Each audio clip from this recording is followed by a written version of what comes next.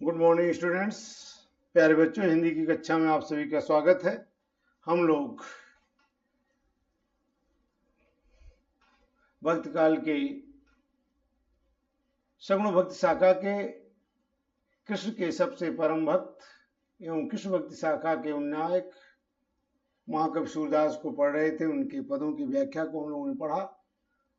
चूंकि पच्चा में अब पद्यांशों पर प्रश्न पूछे जाते हैं, उन पर आधारित जो प्रश्न पूछे जाते हैं, इसलिए अब हम परीक्षा की दृष्टि से पद्यांशों पर आधारित प्रश्नों का अभ्यास करेंगे। जैसा कि आप लोगों ने पहले पाठ कबीरदास में कर चुके हैं पहले से ही, अब इसमें भी आगे बढ़ते हुए हम लोग पद्यांशों पर आधारित प्रश्न उत्तर, निम्नलिखित पद्यांशों के आधार पर उसे संबंधित दिए गए प्रश्नों के उत्तर लिखिए। विनय मेरो मन अनत कहाँ सुख पावे, जैसे उड़ जहाज को पंछी फिर जहाज पर आवे। कमल नयन को छाणी महात्म और देव को ध्यावे, परम गम को छाड़ पियासो दुर्मति कूप खनावे। जिह मधुकर अम्बुज रस चाख्यो, क्यों करील फल भावे। सूरदास प्रभु कामधेनु तज, छेरी कौन दुहावे। उपयुक्त पद्यांश के शीर्षक और कवि का नाम लिखिए। तो शीर्षक विनय और कवि आप लोग जान ही रहे कि सूरदास। अगला प्रश्न है रेखांकित अंश की व्याख्या कीजिए। ये जैसे उड़ जहाज को पंछी फिर जहाज पर आवे, जैसे कि मैंने आपको व्याख्या में बताया है, आप लोगों को क्या करना है वैसे ही उसको, यदि आपने व्याख्या अच्छी तरह से सुनी होगी, पढ़ी होगी, नहीं होगी तो वीडियो चला करके फिर से देख लीजिए और इसके बाद इन प्रश्नों का उत्तर दीजिए। सूरदास किसकी भक्ति में परम सुख का अनुभव करते हैं? परम सुख पावे। और जहाज का पक्षी किसे कहा गया है? सूरदास ने भगवान कृष्ण की भक्ति को त्याग कर अन्य देवताओं की भक्ति करने को क्या बताया है? उत्तर देखिए, उत्तर दिया गया है। यह पर सूरदास के सूरसागर से हमारी पाठ्य पुस्तक काव्यांजलि में संकलित विनय शीर्षक पदों से उद्धृत है, अथवा निम्नलिखित लिखा जा सकता है। शीर्षक का नाम विनय, कवि का नाम सूरदास। रेखांकित अंश की व्याख्या। जहाज पर बैठा हुआ पक्षी बीच समुद्र में दूसरे अच्छे स्थान की खोज में जहाज पर से उड़कर दूर दूर तक भटकता रहता है, किंतु उसे सर्वत्र जल ही जल दिखाई देता है। उसे कहीं पंजे टिकाने के भी स्थान नहीं मिलता और अंततः वह जहाज पर ही लौट कर आ जाता है, क्योंकि वही उसका एकमात्र आश्रय होता है। इस प्रकार से कवि विभिन्न देवी देवताओं की आराधना द्वारा मोक्ष को प्राप्त करने में असफल होने पर पुनः श्री कृष्ण की शरण में ही आ गया है। कब क्या कथन है कि संसार रूपी सागर में प्रभु का नाम ही जहाज स्वरूप है। कृष्ण की भक्ति में अनुभव कर रहे हैं परम सुख, तो सूरदास भगवान श्री कृष्ण की भक्ति में परम सुख का अनुभव करते हैं।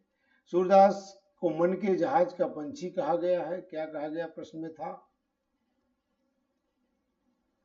जहाज का पंछी किसे कहा गया है? तो सूरदास को मन के जहाज का पंछी कहा गया है। सूरदास ने भगवान कृष्ण की भक्ति को त्याग कर अन्य देवी देवताओं की भक्ति करने को मूर्खता बताया है। अगला पद है वात्सल। हरजू की बाल छवि कहो वरण, से लेके लास्ट सूर, यहाँ गलती से सूर्य छपा है, सूर प्रभु की उर्वशी किलकल ललित लर खरन। उपरोक्त पद्यांश के शीर्षक और कवि का नाम। रेखांकित अंश की व्याख्या। सूरदास ने किनकी शोभा को करुणों कामदेव के संदेश को हरने वाली बताया है? नंद पत्नी यशोदा पुत्र कृष्ण को देखकर कैसा अनुभव करती हैं? मनो सुभग श्रृंगार से फरो अद्भुत प्रमुख पंक्ति में कौन सा अलंकार है? तो उत्तर देखते हैं। शीर्षक का नाम वात्सल, कवि का नाम सूरदास। रेखांकित अंश की व्याख्या। सूरदास जी कहते हैं कि मैं कृष्ण की बात शोभा का वर्णन करता हूँ। वह शोभा करुणों कामदेव के सौंदर्य को भी हरने वाली, अर्थात उससे भी बढ़कर और समस्त सुखों की सीमा है, अर्थात सुखों की जो ऊंची से ऊंची कल्पना की जाती है वह उस सौंदर्य को देखकर प्राप्त होती है। नंद पत्नी यशोदा अपने पुत्र को कृष्ण को देखकर अनुभव करते हैं कि उनके अनंत पुण्यों के फलस्वरूप ही ऐसे बालक उन्हें मिला है। सूरदास जी कहते हैं मेरे हृदय में तो प्रभु की मोहक किलकारियां और उनकी लड़खड़ा कर चलना बस गया। सूरदास ने श्री कृष्ण की मनोहारी बाल शोभा को करोड़ों कामदेव के सौंदर्य को हरने वाला बताया है। नंद पत्नी यशोदा पुत्र कृष्ण को देखकर अनुभव करते हैं कि उनके अनंत पुण्यों के फलस्वरूप ही ऐसा बालक उन्हें मिला है और इसमें उत्प्रेक्षा तथा अनुप्रास अलंकार है। तन मन जन्म मानो जानो तो मनोहु दिया है, यहाँ देखें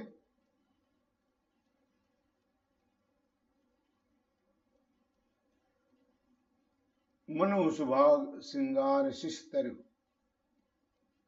अद्भुत फरो अद्भुत फरन्य। तो इसमें जो है क्या है, मनोहु आया है, तो मनोहु का मतलब उत्प्रेक्षा अलंकार, कल्पना की जाती है, मानो संभावना व्यक्त की जाती है, वहां पर उत्प्रेक्षा अलंकार होता है। आज हम लोग 2 पदों की व्याख्या पढ़ेंगे, कल आगे भ्रमर गीत पर पदों पर